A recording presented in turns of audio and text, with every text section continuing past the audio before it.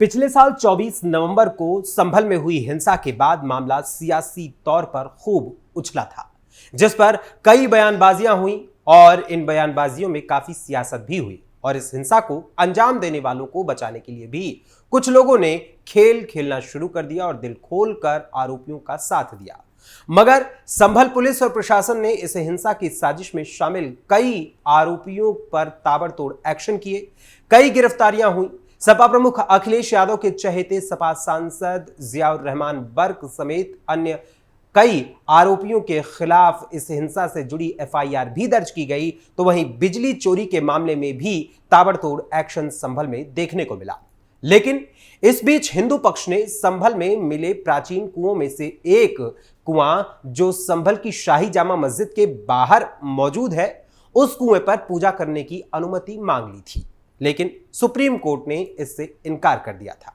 वहीं रमजान के महीने के आरंभ होने से पहले शाही जामा मस्जिद कमेटी ने मस्जिद की रंगाई पुताई कराने की मांग उठा दी और जब ये मांग एएसआई के सामने पहुंची तो एएसआई ने अनुमति देने से इनकार कर दिया। इसके बाद संभल की शाही जामा मस्जिद कमेटी पहुंच गई हाईकोर्ट के दरवाजे पर, जहां कल तो इलाहाबाद हाईकोर्ट ने रंगाई पुताई की अनुमति दे दी थी, मगर कुछ शर्तों के साथ, और आज एएसआई को मस्जिद से जुड़ी रिपोर्ट पेश करने का भी हाईकोर्ट ने आदेश दिया था। और जब एएसआई ने अपनी रिपोर्ट पेश की और कोर्ट के सामने राज खुला तो रंगाई पुताई की परमिशन देने वाले इलाहाबाद हाईकोर्ट को भी तगड़ा शॉक लगा और जज साहब भी एएसआई रिपोर्ट से हुए खुलासे से हैरान हो गए।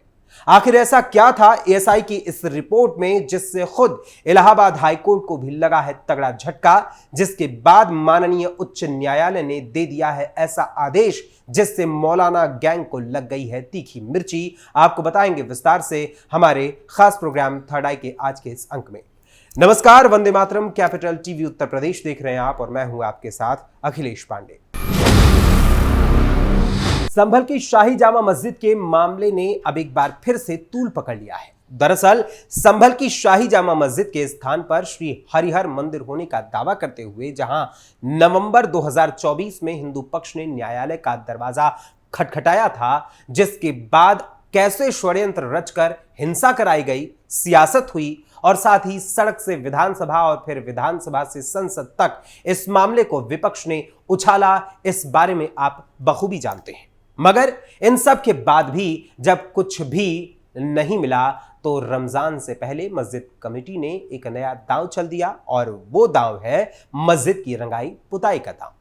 पहले रंगाई पुताई की बात करते हुए एएसआई यानी archaeological survey of India, Hindi में कहें तो भारतीय पुरातत्व विभाग से इसके लिए अनुमति मस्जिद कमेटी ने मांगी और जब एएसआई ने अनुमति देने से इनकार कर दिया तो फिर मस्जिद कमेटी बौखलाहट में आकर पहुंच गई इलाहाबाद हाईकोर्ट।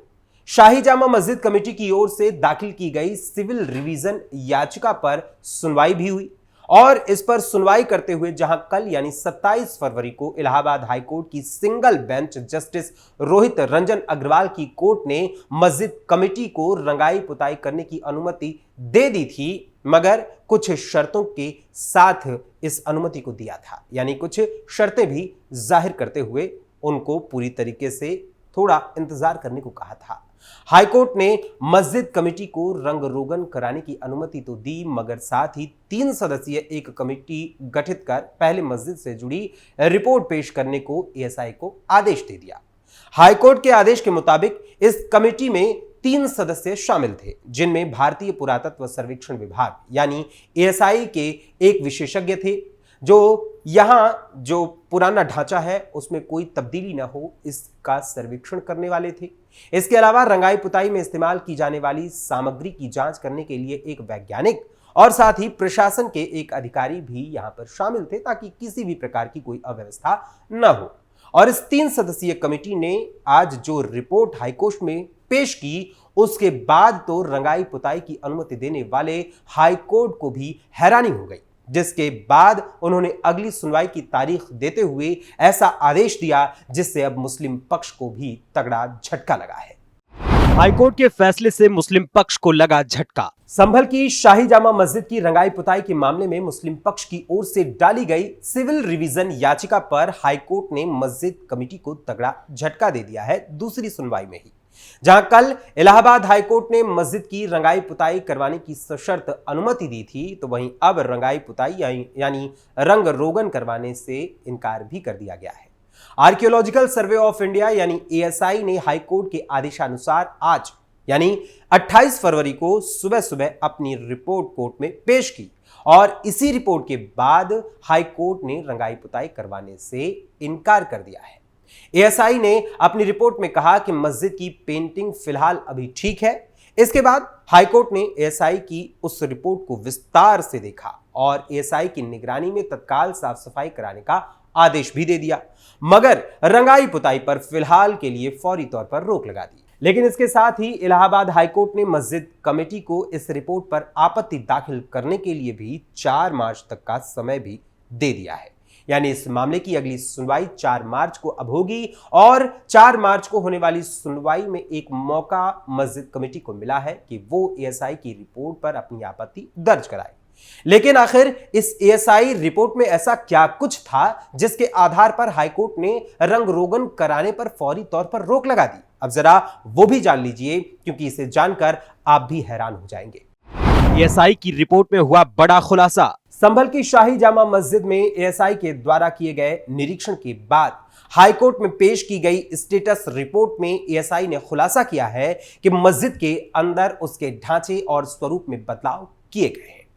स्टेटस रिपोर्ट में मस्जिद में फिलहाल किसी भी पेंट या हस्तक्षेप की जरूरत नहीं होने की बात भी कही गई है और इसके साथ ही मस्जिद के डिजिटल सर्वे के लिए मेरठ सर्किल के द्वारा कार्य योजना तैयार करने का जिक्र भी किया गया है। रिपोर्ट में कहा गया है कि मस्जिद की फर्श को टाइल्स और पत्थर में तब्दील कर दिया गया है, यानी कि जो फर्श है वो पूरी तरीके से बदल दिया गया है मस्जिद कमेटी की ओर से। यानी जो मस्जिद का मूल ढांचा था अंदर से, उसमें कोर्ट के आदेश से पहले या यूं कहें कि कोर्ट के आदेश के बगैर ही उसकी अवहेलना करते हुए, बदलाव करते हुए यहां बड़ी साजिश के तहत कुछ बड़े तब्दीली की गई है, जिसके नीचे कुछ बड़े सच को भी छुपाने की साजिश रची गई है। एएसआई के निरीक्षण में सामने आया कि मस्जिद कमेटी ने पहले भी मरम्मत और पुनरुद्धार कार्य किए हैं, जिससे ऐतिहासिक संरचना में कई बदलाव हो गए हैं। मस्जिद की फर्श को पूरी तरीके से टाइल्स और पत्थरों से बदल दिया गया है। इसके अलावा मस्जिद के अंदरूनी हिस्से में सुनहरे, लाल और हरे और पीले रंग की मोटी तामचीनी पेंट यानी इनेमल पेंट भी किया गया है, जिससे मूल सतह ढक गई है। यानी जो मंदिर का अस्तित्व है, उस अस्तित्व को छुपाने की यहां पर साजिश रची गई है। एएसआई की टीम के अनुसार मस्जिद के भीतर की इनेमल पेंट अच्छी स्थिति में वर्तमान समय में है और तत्काल मरम्मत की जरूरत भी नहीं है। हालांकि बाहरी हिस्से में कुछ जगहों पर पेंट उखड़ने के संकेत इस रिपोर्ट में बताए गए हैं, लेकिन स्थिति अभी इतनी भी गंभीर नहीं है कि तत्काल इसमें कुछ भी परिवर्तन या कुछ बदलाव करने की जरूरत हो। वहीं इसके साथ ही इस रिपोर्ट में यह भी बताया गया है कि मस्जिद के मुख्य द्वार की लकड़ी का लेंटर यानी ऊपरी बीम पूरी तरीके से सड़ चुका है, जिसे बदलने की जरूरत है। मस्जिद के पश्चिम और उत्तर दिशा में स्थित छोटे छोटे कमरे हैं जो स्टोर के रूप में इस्तेमाल किए जा रहे हैं, वो भी जर्जर अवस्था में है। इसके अलावा विशेष रूप से इन कमरों की लकड़ी की छतें कमजोर हो गई हैं और मरम्मत की आवश्यकता हो गई है। यानी संभल की इस शाही जामा मस्जिद की रंगाई पुताई असल में कुछ और ही बड़ी साजिश और तैयारी की केवल एक बानगी भर है।